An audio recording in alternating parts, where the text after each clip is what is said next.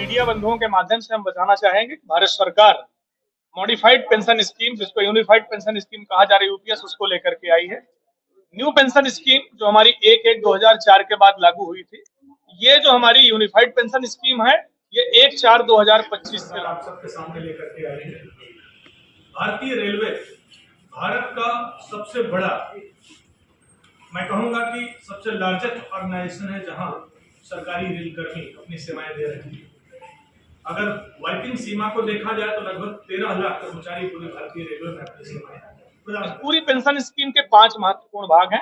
पहला यह है कि इसमें पेंशन को अश्योर कर दिया गया है।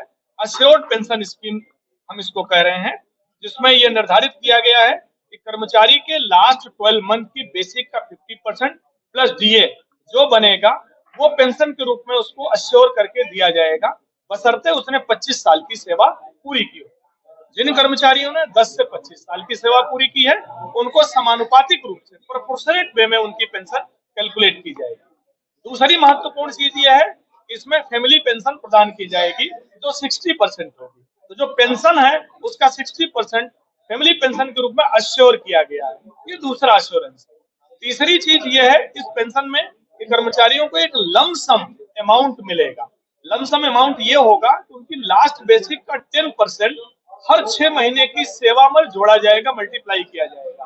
तो सपोज करिए कि किसी कर्मचारी की सेवा अगर 20 वर्ष की हुई है तो 6-6 महीने 60 टाइम्स होंगे, और लास्ट सैलरी अगर उसकी 2 लाख है तो उसका 10% 20,000 होता है। तो 20,000 गुणे 60, तो आप कह सकते हैं कि इस कैलकुलेशन के तहत उसको एक लमसम अमाउंट मिलेगा जो एक ह्यूज अमाउंट होगा, जो कर्मचारियों के काम आएगा।